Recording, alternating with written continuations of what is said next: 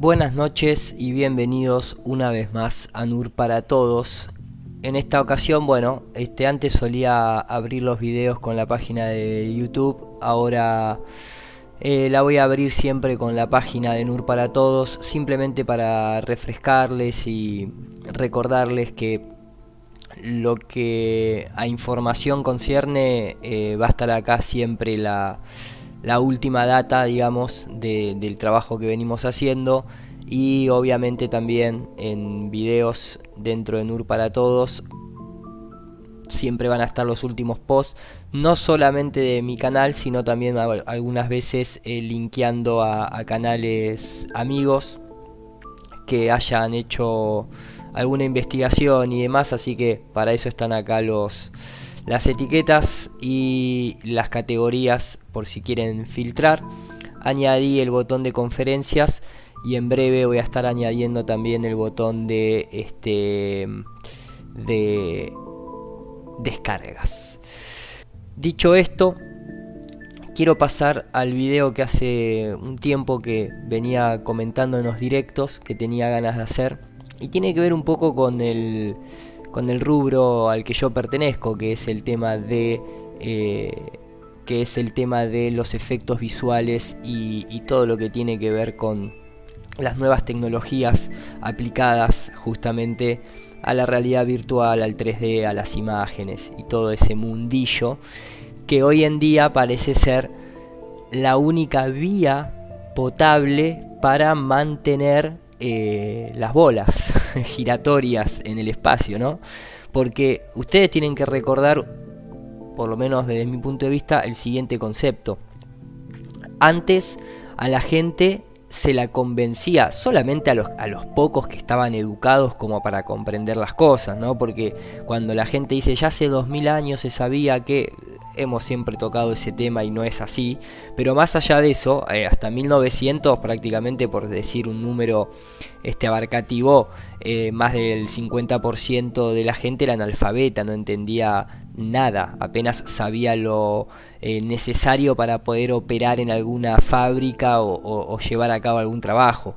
Entonces, cuando uno dice hace 2000 años la gente ya sabía, no, siempre fueron unos pocos que pertenecían a altos grados escolásticos, y por lo general esas escuelas eran herméticas, ocultistas, o tenías que, a medida que iba pasando la historia, siempre tenías que encerrarte o en un convento o en un monasterio para tener acceso a esa educación. Te transformaban, antes de ser tal vez un estudioso o un letrado, te transformaban en un religioso y después te daban el conocimiento. Y cuando ya te querías ir de ahí, estabas totalmente adoctrinado.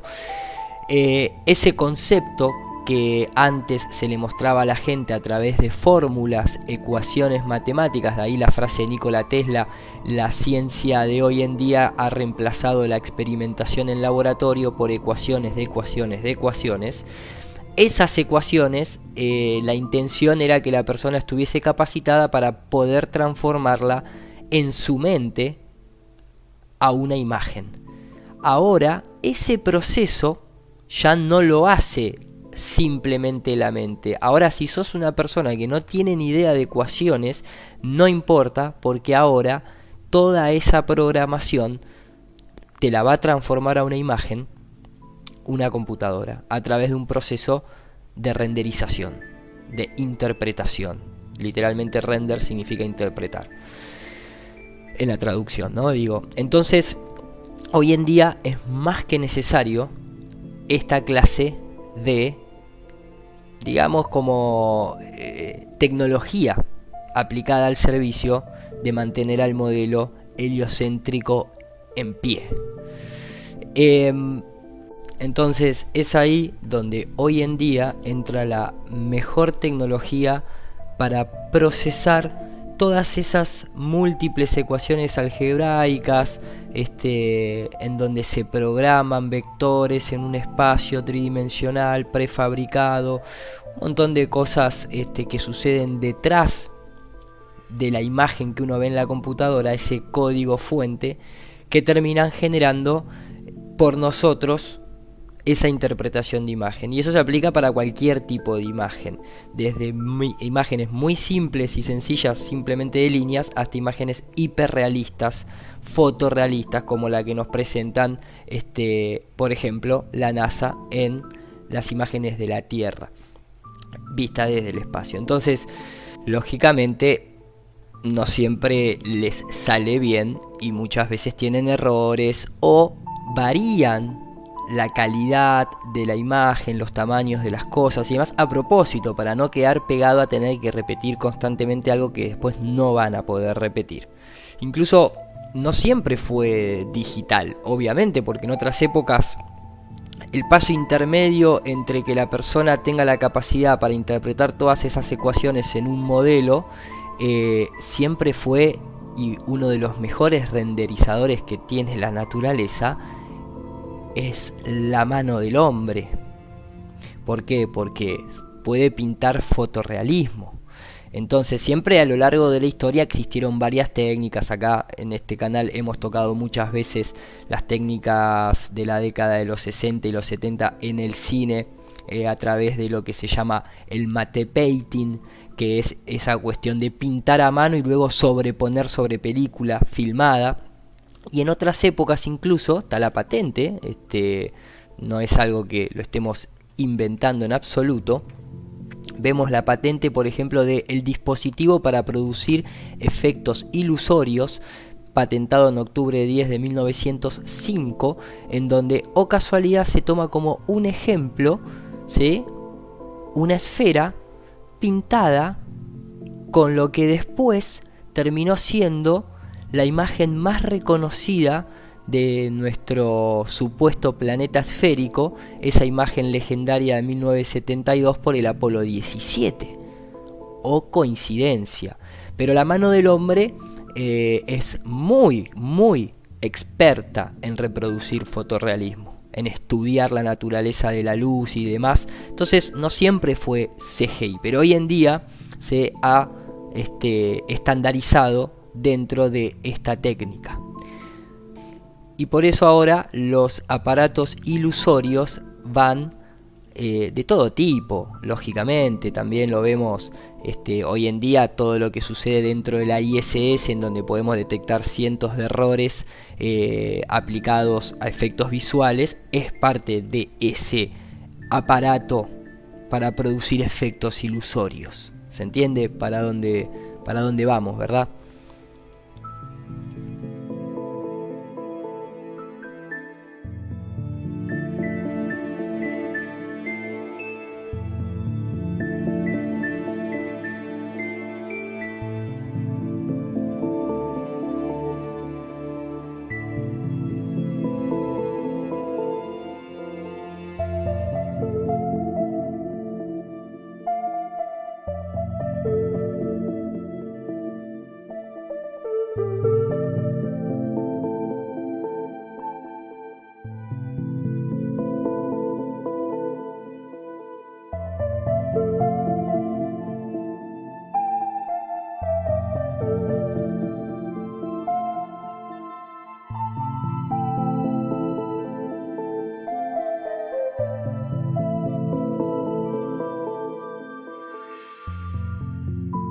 Ese es mi campo, esa es mi área, y me gustaría compartir con ustedes todo lo que se viene avanzando en ese campo, y por eso está conectado incluso con lo que nosotros conocemos como el Blue Beam y demás. Y a ver, sin ir más lejos, a la hora de recrear mundos en 3D, una de las principales cosas que se asumen, ya lo hablaba Microsoft con el algoritmo RQT, es que siempre los terrenos y las superficies son planas. Hay un algoritmo que es el algoritmo RQT, que se utiliza en la mayoría de los simuladores de vuelo o de terrenos y demás, en donde justamente, y esta es la parte interesante, este es un video que yo había hecho al principio de todo, hace mucho tiempo atrás, basado en este algoritmo, porque en computadora, por lo menos dentro de la computación, se habla de que cuando uno se eleva y la línea del horizonte no cambia no se mueve ni hacia arriba ni hacia abajo, significa que, o se asume que, el plano es infinito. Y eso es algo muy curioso porque al menos nosotros, hasta las altitudes que podemos observar, ya sea desde pocos metros hasta los 120, 150 kilómetros de altura donde llegan los Sounding Rockets, la línea del horizonte se mantiene siempre a los ojos del observador. Por eso yo le decía en su momento plano multidimensional infinito. ¿Hay más tierra más allá de la Antártida? No lo sé. ¿El plano es infinito? Tampoco lo sabemos. Pero hay ciertas condiciones que, si no es infinito, el plano es muy grande. Y eso implicaría que haya más territorio detrás de la Antártida.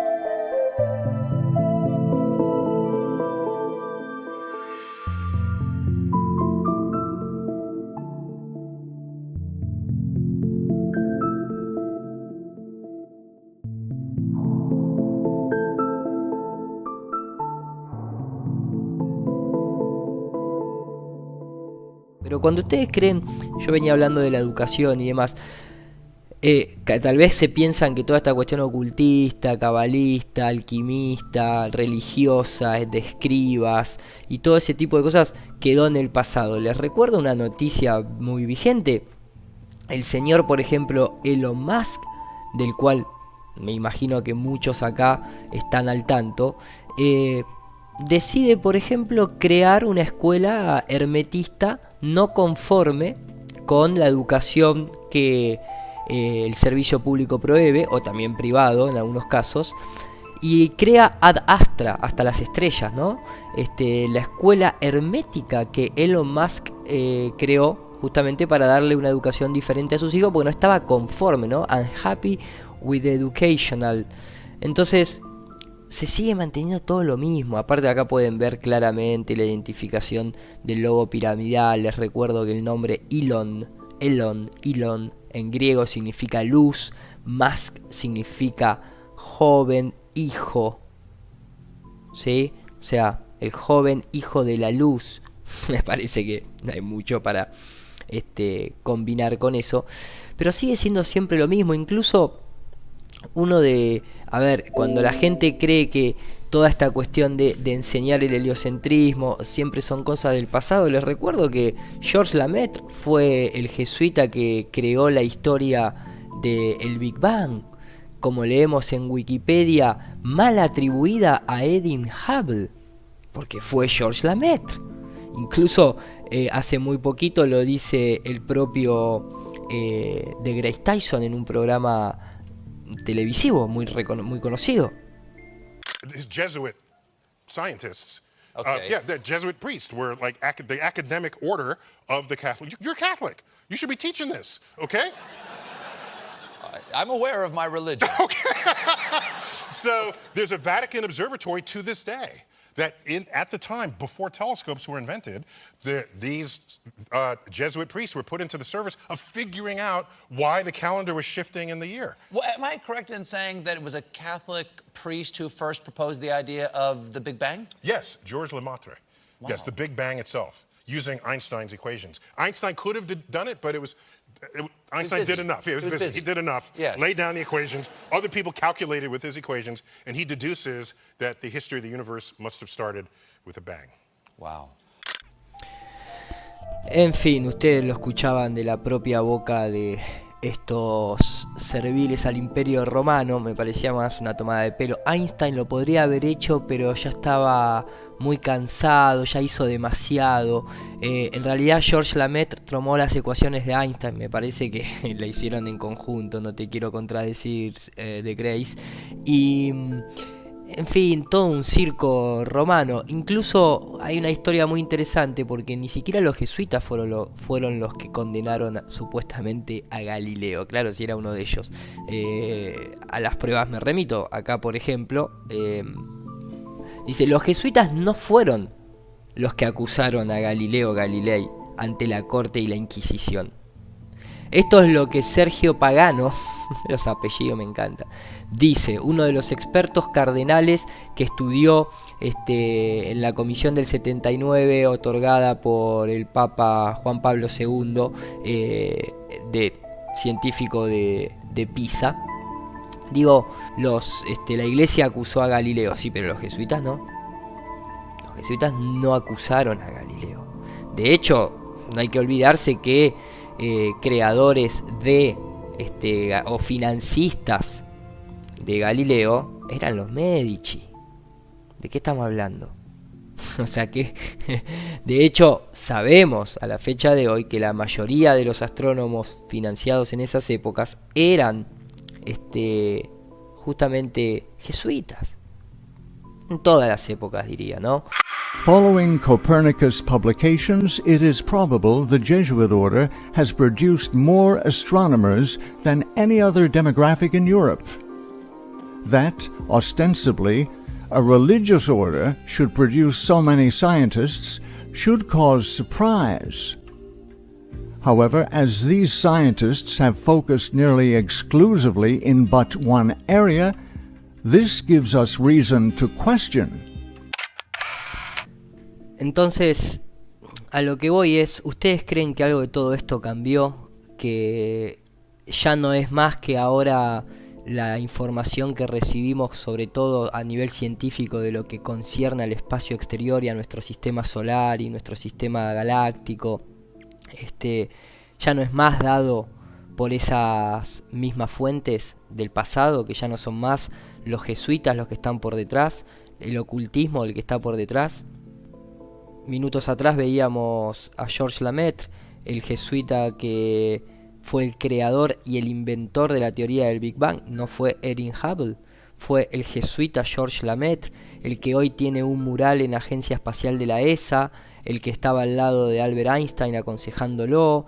También vemos la relación de Einstein, obviamente, con Paul Warburg, el banquero. Vemos a Einstein con una cara media no muy simpática al lado de Michelson and Morley, y lo vemos claramente a Michelson haciendo la manito dentro del saco, perteneciente a la masonería, y de hecho Morley fue el que decía que él no estaba satisfecho con el experimento, que había sido pobremente interpretado. Bueno, creo que ya sabemos por qué ha sido pobremente interpretado. Las noticias de la época decían que la teoría de la relatividad de Einstein era más de J.P. Morgan que del propio Albert Einstein.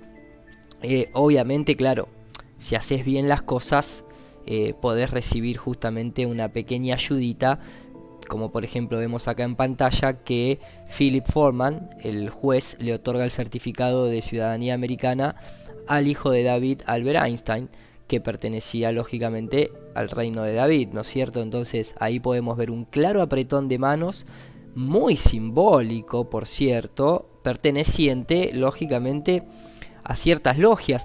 Y eso no es que se aleje, o sea, les repito, ¿ustedes creen que hoy en día qué pasa? Este símbolo que vemos de la gente de la NASA junto con Google, este apretón de manos, ¿no es igual que el anterior de Albert Einstein y el juez Foreman? Creo que es evidente la conexión que hay y que sigue habiendo. De hecho, tal vez ustedes creen que, un rápido pasaje por el ocultismo de la NASA, ya que la mencionamos y la vamos a seguir mencionando a lo largo de todo el programa, pero recordemos lo que es la masonería y la NASA a través de Jack Parsons, el cual, cuando uno va incluso a la propia Wikipedia, les dice que era un ocultista, que era un discípulo de Aleister Crowley, que pertenecía a la Ordo Templis Orientis, que abogaba y rezaba al dios pagano Pan, ¿no? De ahí el ocultismo de Walt Disney, de Peter Pan. Pan es el dios de la pedofilia y la perversión, la simbología en las fotos de el rover, de ahí también la simbología de Pangea, la tierra del demonio.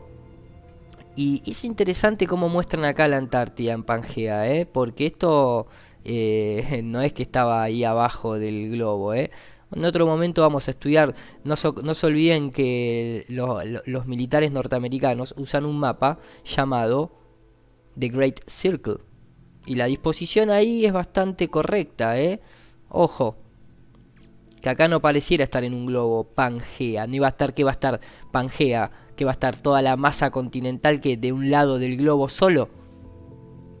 Pensemos un poquito. Les decía, la masonería completa y el ocultismo, cuando uno puede ver el cornuto constantemente en todas las misiones espaciales, siempre es lo mismo, la simbología haciendo referencia a Isis o al ojo de Horus, o directamente, como es el caso acá, no solamente del cornuto, sino que los buzos que auxilian a los astronautas para que no se ahoguen tienen directamente tatuajes demoníacos, la conexión de, el simbolismo constantemente del ojo, la conexión de Wernher von Braun y Walt Disney. De ahí mencionaba el tema del dios pagano Pan, la conexión incluso de Monsanto promocionando juegos de las aventuras a través del espacio, donde ahí se puede ver el castillo de Disney. O sea, fíjense de manera muy rápida las conexiones que uno puede ver, la simbología en el diseño, no solamente en Júpiter o en la cara de Pluto, sino también en el diseño de las escotillas de la ISS, todo el tema de en fin, hay mucho,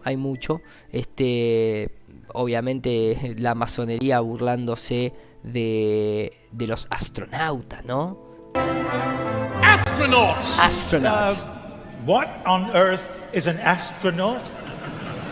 No, they're not. I don't follow. Well, they're not on Earth, they're in space. In fact, Brother Buzz Aldrin was the second man to walk upon the surface of the moon. That's the best thing I've heard this evening. What, that a Mason walked on the moon? Se ríen de ellos mismos. Entonces, a lo que voy es incluso todo de la fe científica que propone incluso la masonería, ¿no? Fe en la ciencia. Hoy en día tenemos al hermano Guy, justamente así es el apellido, Brother Guy, perteneciente a la orden jesuita. Este astrónomo jesuita se llama Guy con Sol Magno, o sea, con el Sol Magnífico. No hay que olvidarse que el jesuita encargado de la medición y de otorgar los números y estadísticas y mediciones precisas para que se pueda determinar la distancia al Sol de 150 millones de kilómetros basado en el tránsito de Venus en 1700 y pico, se llamaba Maximilian, mejor dicho, no se llamaba Maximilian Hell. Vamos a ver qué nos dice incluso la Wikipedia, ¿no? Hell nació, bla bla bla, en el Reino de Hungría, inscripto con el nombre de Rudolf Maximilian Hall, pero posteriormente se cambió su apellido a Hell. Era el tercer hijo del segundo matrimonio de Matías Cornelius Hell, los cuernos del demonio, listo, pero sigamos. La pareja tuvo 22 hijos. El lugar del nacimiento del padre de Maximilian Hell es desconocido. ¿Qué más nos dice la historia acerca de este nefasto personaje? Hell fue designado director del Observatorio de Viena, que, o casualidad, también fue elegido miembro extranjero de la Royal Academy danesa de Ciencias y Letras, que, o casualidad, esta institución le financió la publicación de su trabajo de 1770 que daba cuenta del tránsito de Venus, con el cual hicieron la mentira de la distancia al Sol. ¿Hubo alguna controversia acerca de las observaciones realizadas por Hell en tránsito de Venus? Porque permaneció en Noruega durante 8 meses recogiendo datos científicos no astronómicos sobre las regiones árticas para una enciclopedia que nunca fue editada, en parte debido a la supresión de la orden jesuita. Siempre están ahí.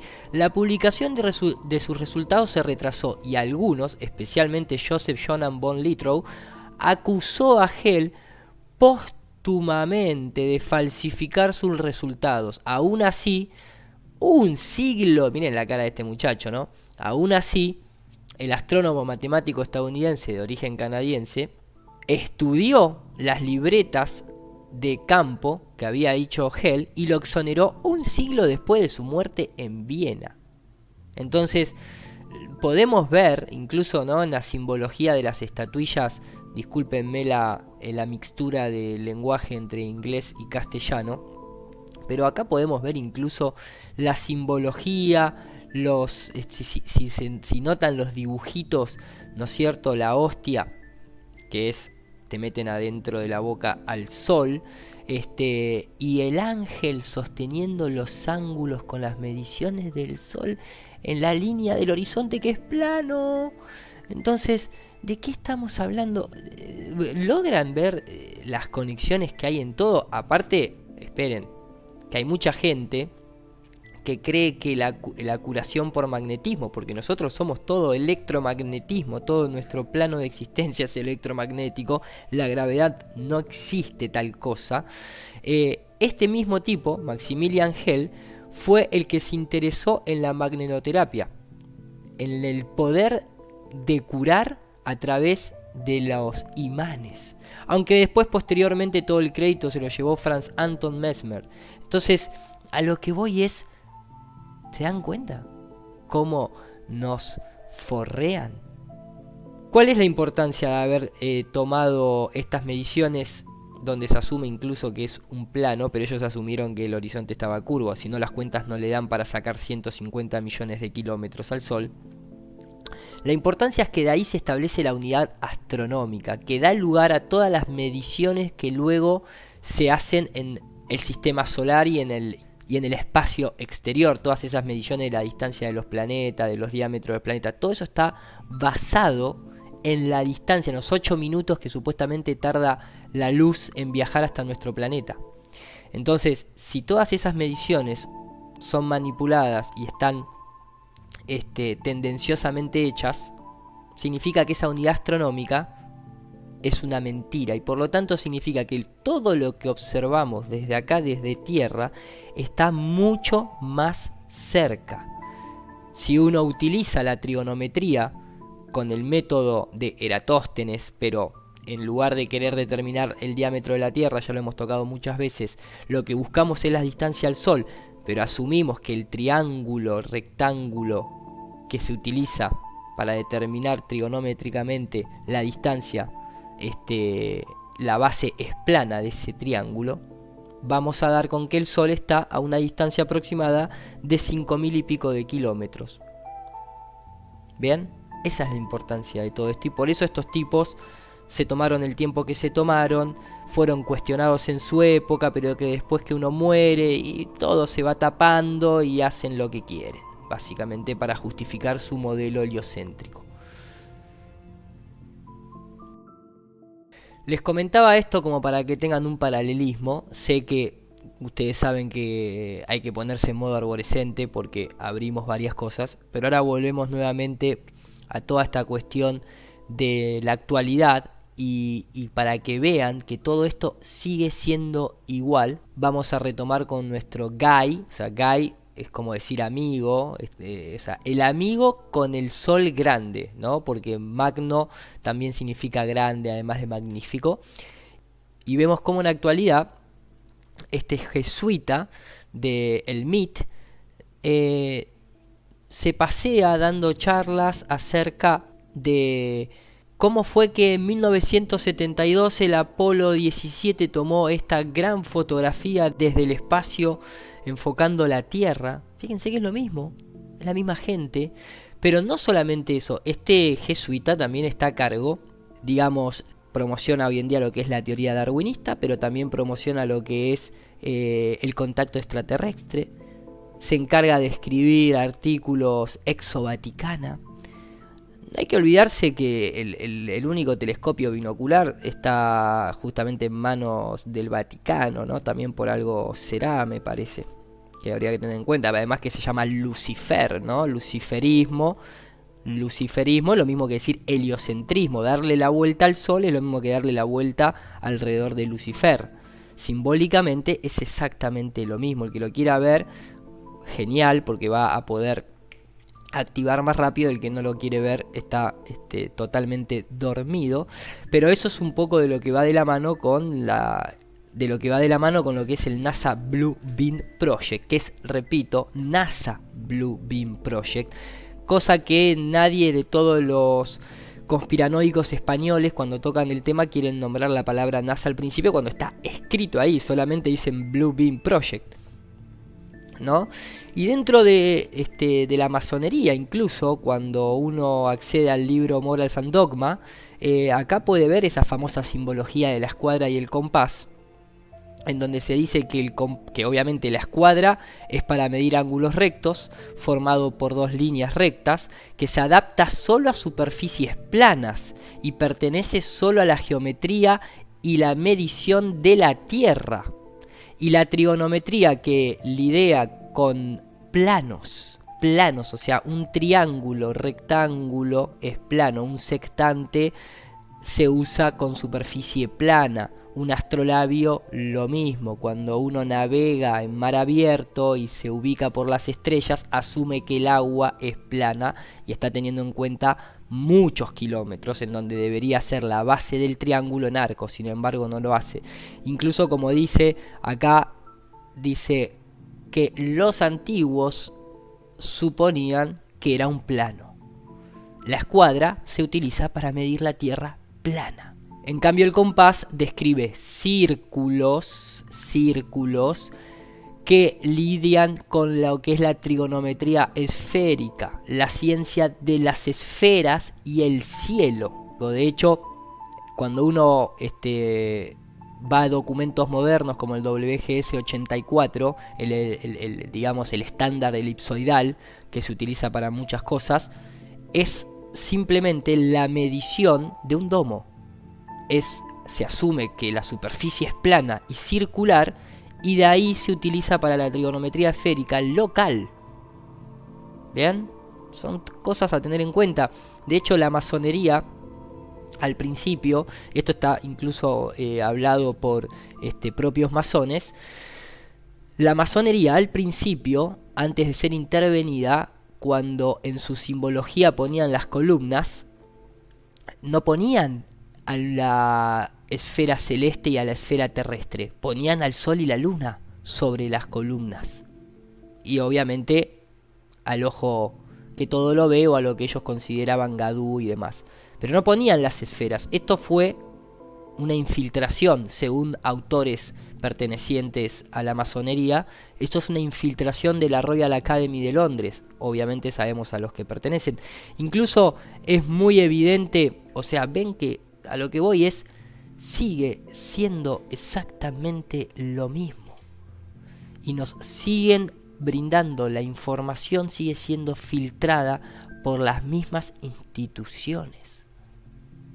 Ese es el llamado al que yo estoy haciendo para despertar de esto.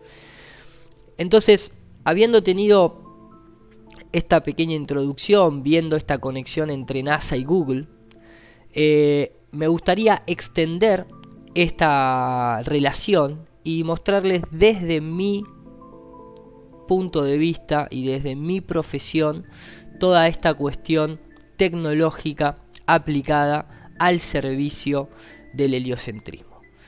Así que hacia ello vamos.